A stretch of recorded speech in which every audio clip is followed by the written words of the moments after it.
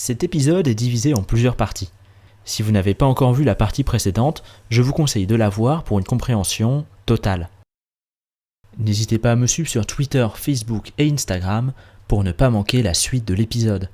Je vous souhaite un bon visionnage. Entre les magnifiques paysages du désert américain et les histoires de cow-boys avec lesquelles nous avons grandi, il est difficile de ne pas être fasciné par le folklore de la conquête de l'Ouest. Entre vérités historiques et légendes urbaines, saupoudrées par beaucoup de stéréotypes, il est difficile d'imaginer à quoi ressemblait vraiment le Far West. Aujourd'hui, préparez-vous pour un grand voyage à travers le temps, mais surtout à travers les grands espaces américains. Partons ensemble des siècles en arrière, à la découverte de ce que l'on appelle plus communément The American Frontier, la frontière américaine.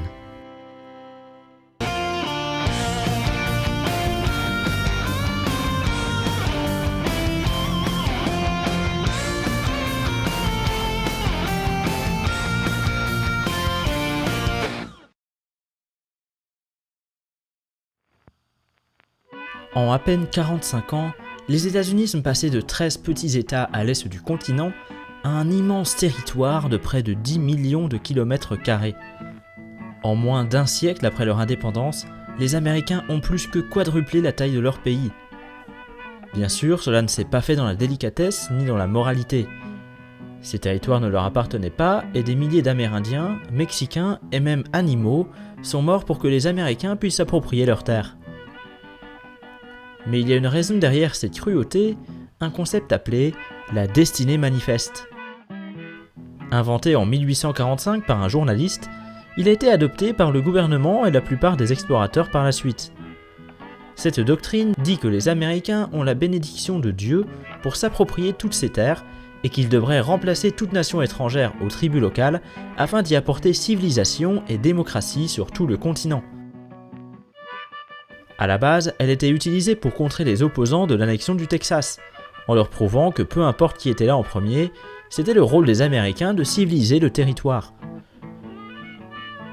C'est au nom de cette mission, soi-disant divine, que les peuples ont perdu leurs terres, et pour beaucoup, leur vie. Et c'est cette destinée manifeste qui poussera de nombreux Américains à se rendre vers l'Ouest, en voyant le peuplement de ces terres comme un appel de Dieu. Pour beaucoup, l'Ouest était synonyme de nouvelle et meilleure vie. Agriculteurs pour certains, parfois businessmen, les terres fertiles de la Californie ou de l'Oregon leur promettaient fortune. D'autres voulaient même fuir la civilisation pour pratiquer leur religion librement. Même avant 1848, date à laquelle les États-Unis acquièrent la Californie, des milliers de pionniers partaient chaque année vers l'Ouest dès que la météo s'y prêtait. À cette époque, les terres sont si vides que le gouvernement qui les détient importe peu. Pour la plupart des pionniers, c'était simplement des terres libres qui n'attendaient qu'à être occupées. De plus, je le rappelle, beaucoup étaient appelés par la destinée manifeste. Une route célèbre nommée l'Oregon Trail, développée en partie par Lewis et Clark puis par les trappeurs, était empruntée par tous ces pionniers à la recherche d'un nouveau départ, qui allaient parfois bifurquer au milieu pour emprunter le California Trail ou d'autres routes selon leur destination. L'Oregon Trail est mythique et les autoroutes transcontinentales modernes utilisent encore certaines portions. Les voyageurs avançaient généralement jusqu'à différents camps et trouvaient souvent des forts sur la route où ils pouvaient se ravitailler. C'est un peu comme les stations-service du 19e siècle. En 1846, l'expédition Donner est l'une de ces migrations allant utiliser cette route. Manque de chance, elle allait s'avérer bien plus compliquée que prévu. Hey, wasn't it around here that the Donner Party got snowbound? I think that was farther west in the Sierras. What was the Donner Party? They were a party of settlers in covered wagon times.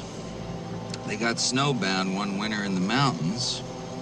They had to resort to cannibalism in order to stay alive. You mean they ate each other up?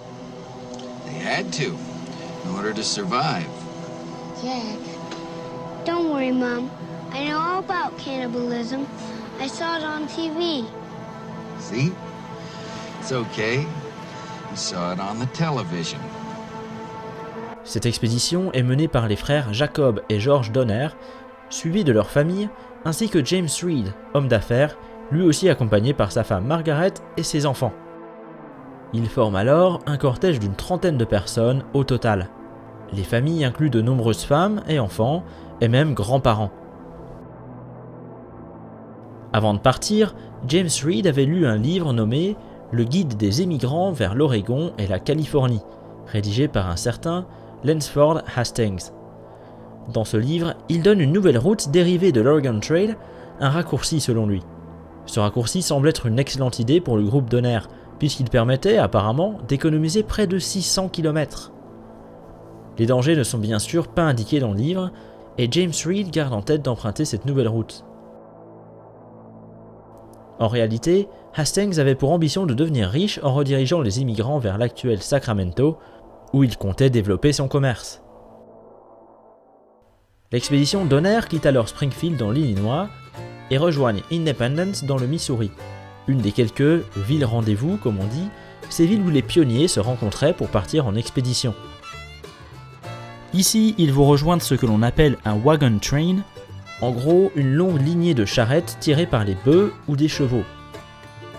Je rappelle qu'on ne parle pas d'explorateurs, ces charrettes étaient donc nécessaires pour transporter les quelques affaires qu'ils ont décidé d'emporter avec eux, mais aussi bien sûr pour éviter aux plus faibles de trop marcher. Il y avait de nombreux intérêts à voyager en groupe, déjà car chaque groupe avait ses guides qui permettaient à tous les pionniers de savoir où aller. Imaginez un peu la difficulté de traverser tous les États-Unis à pied sans connaître la route. Évidemment, les groupes apportaient aussi du soutien moral, car on parle d'un voyage difficile, et permettaient aussi à tous les voyageurs de s'entraider. À Fort Laramie, James Reed rencontre un vieil ami de l'Illinois qui venait tout juste de parcourir le chemin avec Hastings dans le sens inverse. Il lui conseille de ne pas utiliser le raccourci, qui n'était passable seulement à pied et difficilement, mais certainement pas avec des charrettes. James a décidé de ne pas l'écouter, et le groupe reste décidé à prendre le raccourci. Pendant le voyage, le cortège rencontre un homme distribuant des lettres. Dans celle-ci, Hastings annonce qu'il attendra les voyageurs devant un fort, Fort Bridger. Il pourra ensuite accompagner les voyageurs sur sa nouvelle route. Le fait d'être accompagné console les membres du groupe qui s'inquiétaient quant au raccourci. C'est à Little Sandy River, dans le Wyoming, que les chemins se séparent. On pouvait soit prendre vers le nord, comme on le fait traditionnellement, soit continuer vers le sud pour prendre le raccourci. George Donner est alors désigné capitaine de groupe. Ils se font donc rejoindre par d'autres familles le long de la route, allant jusqu'à atteindre au total un groupe de 87 personnes. Parmi eux, 43 étaient des enfants. Une fois arrivé à Fort Bridger, Hastings n'est pas là. Il a laissé une note indiquant qu'il était parti avec un autre groupe et que le groupe de Donner devrait les rattraper. Plus tard, il trouve une deuxième note de Hastings le long de la route, disant qu'il était impossible de passer par le Weber Canyon, comme indiqué à la base, mais qu'ils devraient à la place passer par le désert de sel de l'Utah. Ensuite, ils rejoindront la Sierra Nevada, comme prévu, une très longue chaîne de montagnes. La Sierra Nevada était sûrement la partie la plus difficile. Un des plus grands dangers est que ces montagnes sont souvent enneigées, il est donc très important de les traverser avant la fin de l'été. Dès le moment où le groupe se sépare du cortège, les choses se compliquent. Il faut comprendre que contrairement à Lewis et Clark ou aux trappeurs, ce ne sont pas forcément des gens expérimentés. Pour la majorité, ce sont des gens comme vous et moi, qui n'ont aucun passé d'aventurier, qui se retrouvent soudainement à parcourir des milliers de kilomètres dans les montagnes. Certaines forêts sont difficiles, il faut alors couper des arbres pour faire passer les chariots. À un moment, il leur a fallu 6 jours pour parcourir 12 km. Ensuite, imaginez-vous traverser le désert de sel en plein été. Une trentaine de vaches meurent ou s'échappent, et des charrettes se cassent, puis sont laissées à l'abandon. Il commence à manquer d'eau, et un homme meurt sur la route, et ce n'est même pas le premier décès de l'expédition, puisque la belle-mère de James Reed, âgée de 70 ans, avait déjà succombé à son épuisement un peu plus tôt. Enfin, alors que les tensions entre les voyageurs augmentaient à cause du voyage difficile, James Reed poignarde un autre membre du groupe après un accident de chariot. Il se fait alors bannir. Il se retrouve seul dans le désert et continue le chemin à cheval. Au bout d'un moment, dans le désert, ils n'avaient presque plus de nourriture ni d'eau. Toute la famille, y compris les enfants, devait marcher pour ne pas épuiser leurs animaux, et la plupart étaient affamés. Comme si ce n'était pas assez difficile, des Amérindiens tuent 21 de leurs bœufs avec des flèches empoisonnées. Une fois arrivé près de la Truckee River, là où se trouve aujourd'hui Reno dans le Nevada, un homme qui avait pris de l'avance revient avec de la nourriture et 2 guides amérindiens, comme un miracle.